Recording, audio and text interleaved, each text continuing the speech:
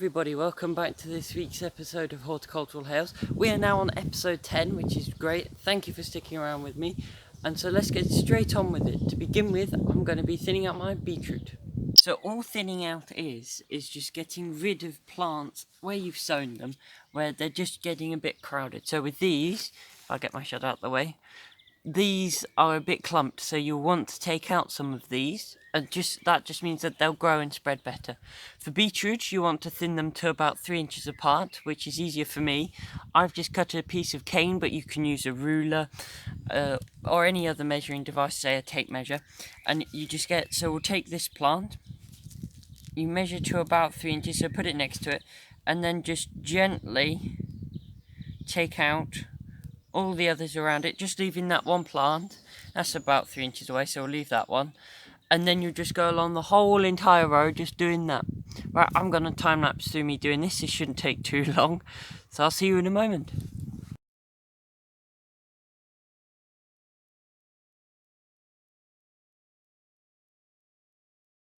Next, I thought I'd do an update on what has been going on in the garden. So to start with, I thought I'd go over my potatoes. Now, these have been bitten a little bit by the frost, as you can see, but nothing too bad. These will perk up.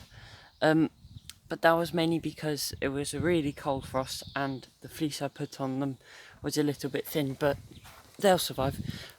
So most of the rows are up now, all the way along. If I walk along here, these are the beetroot you've just seen. They're now thinned out. In here there are carrots. These have started to come up now, so these will probably need thinning soon. The onions, if you see down here, they're starting to swell up, so these will start getting to look like onions. In here, if you can see just there, I don't know how well you can see that actually, so this here is the peas.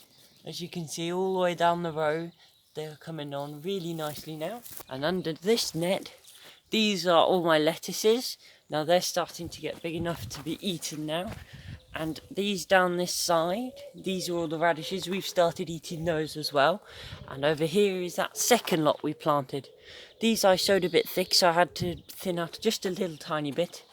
And these are the rest of the lettuces. And as you can see by these, I've tied the beans to canes now, just to give them a little bit of extra support. Moving on into the greenhouse.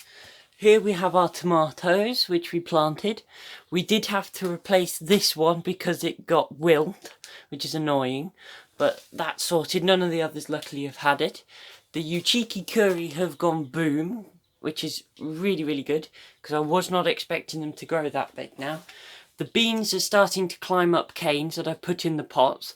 So all I've done with these is just stuck a cane so they can climb around, and then when I put them out there, it just means that they've got that extra growth.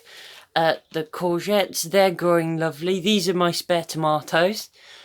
These are the outdoor cucumbers, courgettes. These are all the peppers that are going up to my granddad.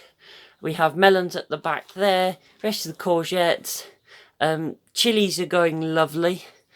These are the courgettes here, and then these are the indoor cucumbers. And the cress up there is growing lovely as well. So the next thing I'm going to show you on this episode is my prep for the squash and for the outdoor cucumbers. So what I've done is I've dug 2 trenches, this for the squash, that for the outdoor cucumbers, and all I've done is I've dug it about 2 spade depths deep, then filled it full of manure, as I've done here, and then I'll cover that all over with soil, and then I'll put my canes up over both, and then I know that they've got plenty of food for when the roots go down, and they will grow much, much better.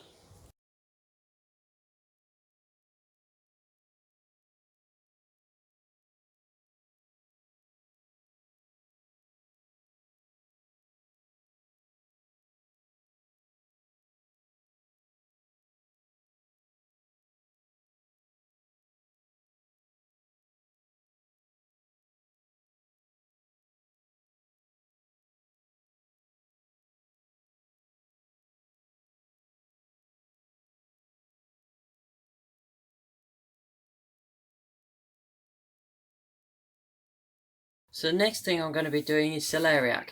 Now, really I'm sowing these quite late because you're supposed to not sow them. Well, the latest you can sow them is April. And now we're into mid-May, so really I'm doing these a bit late. But hey-ho. What you want to do with these is sow them into a tray about 1.5 centimeters down, and place them in a warm place, so like maybe a windowsill or in a greenhouse or in a propagator, just somewhere they'll be warm and in the sun, but don't let them get too warm. And then the way I do these, if I can get enough seed, that'll do, is have some in your hand and then take a pinch out of the ones in your hand and then just gently just scatter them over the surface. Try and spread them out as much as possible, because if clumps come up, it then means that you need to thin them out, and that means that there won't be as many, and then when they get to a certain size you'll need to pop them on anyway. Probably want a few more.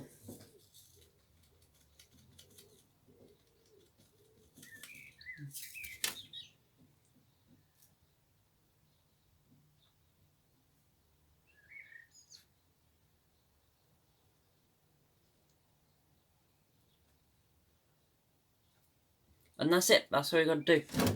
So they're all scattered around. All I'm now going to do is just cover this with another layer of compost, and then these will be up in 2 to 3 weeks, and that'll be it. And I'll probably, if I can fit them, I'll put them in here just so they're a little bit warmer.